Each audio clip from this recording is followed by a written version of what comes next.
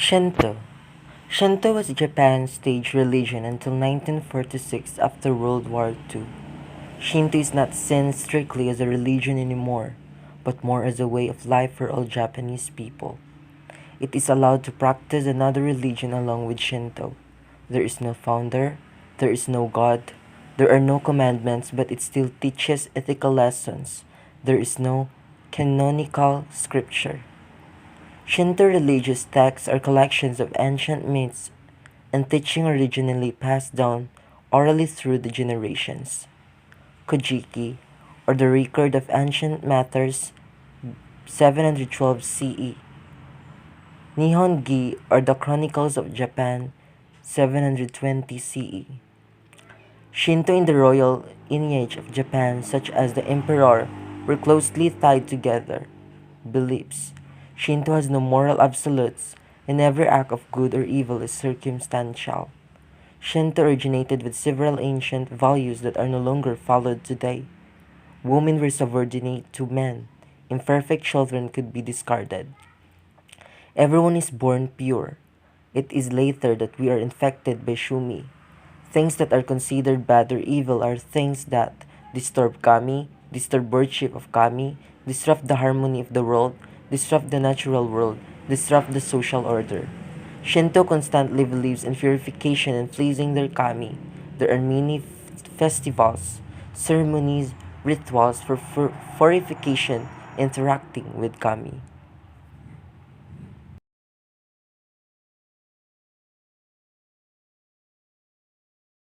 This video is sponsored by CuriosityStream.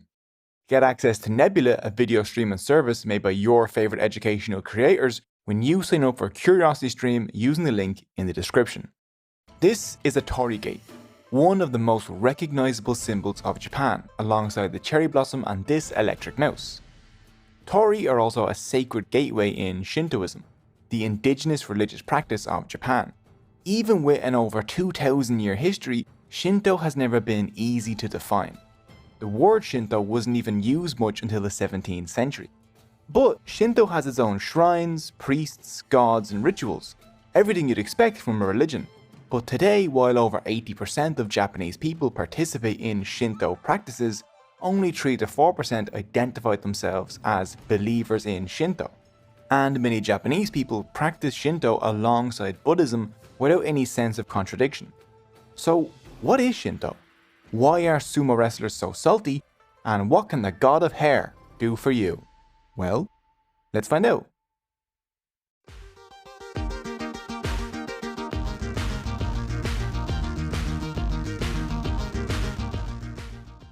In the beginning, there was nothing but formless chaos. Over eons, the lighter particles of this chaos rose and became heaven, and the heavier ones fell and formed the earth, which was then a muddy ocean.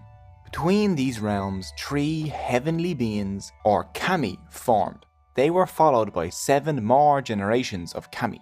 The 7th generation of these kami were a man and woman pair known as Izanagi and Izanami, who descended down to give form to the earth. Izanagi and Izanami took a heavenly spear and stirred up the ocean below, which created an island, the first land. Izanagi and Izanami decided to live on this island and very soon felt the need to have children. So they got down to making babies the good old fashioned way, by erecting a large ceremonial pillar and performing a marriage ritual by walking around the pillar in opposite directions, and when they met on the other side, Izanami greeted Izanagi first, which resulted in the birth of a boneless and limbless child, who they then very quickly put on a boat and pushed off into the sea. But don't worry, he turns out mostly fine. He grows some bones, he becomes the kami of good luck and fisherman, and even has his own brand of beer now. They decided to give the ritual another go, with Izanagi speaking first, and from this union the islands of Japan were born, along with more kami such as the kami of wind, the kami of mountains and the kami of grass. Finally, Izanami gave birth to the god of fire and died, because, well, she had just given birth to a baby made of fire.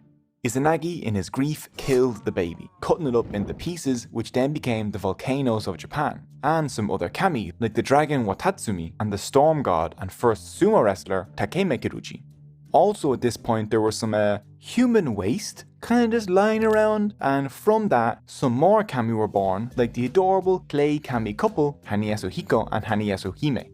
And obviously sad and lonely Izanagi wanted to see Izanami again, and so he descended to Yomi, the gloomy, polluted underworld. He found Izanami down there, and when he shone a light on her, he saw that his wife was a decaying, rotten corpse. Izanagi bolted, which enraged Izanami, who sent an army of demons after him. But as he escaped the underworld, he sealed the door with a giant boulder, protecting the living world from the world of death. The obviously furious Izanami cursed him and promised to kill 1,000 people a day in revenge. Izanagi promised to make sure that 1,500 people were born every day.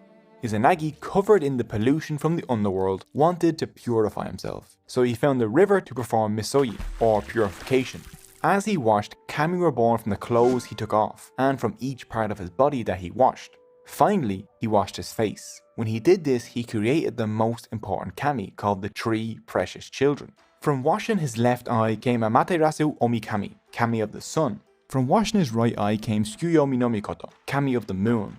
And from washing his nose came Sano no Mikoto, kami of storms. This is a simplified version of the Japanese creation story as told in the oldest surviving texts of Japanese history and myth, the Kojiki and the Nihonsuki, written in the 8th century. This story introduces us to some of the most important aspects of Shinto, such as kami and purification. We don't know much about Shinto's origins because Shinto has no founders like the Buddha, no prophets like Muhammad, or holy books like the Bible to tell us how it started. But archaeological evidence suggests that practices which could be called Shinto, like the worship of nature spirits in sacred spaces, first appear in Japan in the Yayoi period around 300 BCE to 300 CE. The word Shinto comes from these 2 Chinese characters. Shin, which means god or spirit, the native Japanese word for which is kami, and this character, Do, which means way. This Do or way is the same as the one in Taoism and tells us a lot about Shinto. It's a way of life, a practice, more concerned with rituals and community than with belief, faith, or moral codes. Literally, Shinto is the way of the gods, or in Japanese, the way of the kami. But what exactly is a kami? Kami.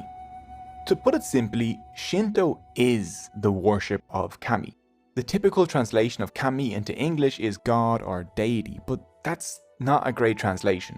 Kami can be spirits of the landscape, forces of nature, and the spirits of dead ancestors. Anything in this world that fills you with a sense of wonder or awe can be a kami. It isn't difficult to see how the ancient Japanese, living in a wondrous world of massive live volcanoes, surging rivers, powerful waterfalls, and vast forests, felt that they lived in a world that was fully alive and aware and inhabited by kami. In Shinto, the physical world itself is sacred, worthy of respect, and you can have a relationship with it. So kami can be godlike, such as the sun goddess Amaterasu, but the concept also extends to other natural phenomena like mountains, rains, foxes, and earthquakes. Smallpox has a kami, and so does fertility, and growth, and rice, and even hair has its own humble kami. In Shinto, there is no one all-powerful god, and instead the universe is watched over by the harmonious cooperation of the kami who live in this world alongside humans, and generally want them to be happy and prosperous. It's a cycle of reciprocity. Humans respect the kami, and the kami take care of the humans. Kamis are expressions of musubi, which is the creative energy of the universe, and also a kind of spam-based sushi. But the spiritual, non-spam based musubi literally means to unite. It ties everyone and everything in the universe together, and so everything is interconnected. The landscape, nature, the kami, humans, all of them are considered to be always growing in the process of creation. Kami are not all powerful or all knowing, and are invisible and immaterial, but they can live inside certain objects in shrines. Kami can also have personalities. They can be beneficial or malevolent, and you can interact with them. This communication comes in the form of prayer and offering sacrifices such as food. The Japanese worship of kami is a way to maintain a sacred relationship with their surroundings. While some kami like Inari, the kami of rice, are worshipped across Japan, many kami are deeply local. like the kami of a specific village, family, or waterfall, like the kami of Nachi Falls. A single individual tree might even have a kami. For example, when the Kayashima railway station needed to expand, locals protested against the chopping down of this tree because it housed a kami, and so the station had to be built around it.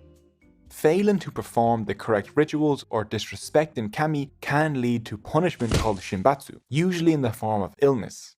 Most kami are good, but some kami, like the Magatsuhi no Kami, the kami of disaster, are essentially destructive and cause misfortune. But luckily, Naobi no Kami, the kami of undisaster, is tasked with cleaning up after Magatsuhi no Kami's destruction. There are also the yokai, weird and wonderful, mischievous monsters that pop up in Japanese mythology. These can range from terrifying, soul-devouring demons down to the tofu kozu, a baby with a massive head that follows you around, constantly offering you tofu. There are said to be 8 million kami, which is just the Japanese way of saying an uncountable amount. Certain important humans can be considered kami both before and after death, like Tenjin, a 10th century scholar who was so smart that he became the kami of academics after dying, and who worried students will pray to for luck in passing exams. Or like the Emperor of Japan, who from the Meiji period was considered a living kami until renouncing his divinity after Japan's surrender in the Second World War. Purity. If anything can be called the central ritual of Shinto, it is purification. Referred to in general as harai, the purpose of purification is to remove spiritual pollution, which is called tsumi or kegarai. This pollution is anything that separates someone from the creative musubi nature of all kami. Kegarai polluters include things like death, disease, filth, and blood, while tsumi involves actions like crime, murder, disrespecting your parents, and not smickety smashing the lickety like button.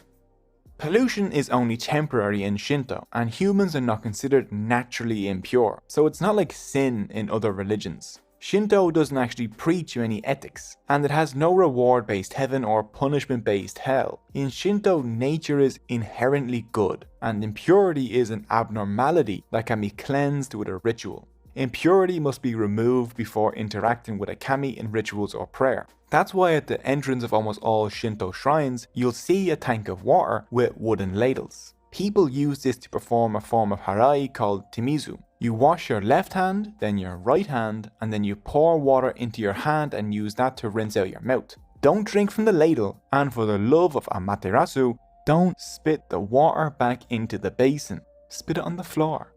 More extreme versions of harai are called misoyi. Misoyi includes bathing in the ocean or even standing under a waterfall. Harai can also be performed with salt. In that case, it's called shubatsu. You can see this purification happen at the beginning of a sumo match, when the salt is spread around the ring to keep out impurity. One other form of purification ritual involves waving a wand or a harigushi over the thing being purified, like a person or even a new car, or over a plot of land before construction begins to purify it and bring good fortune.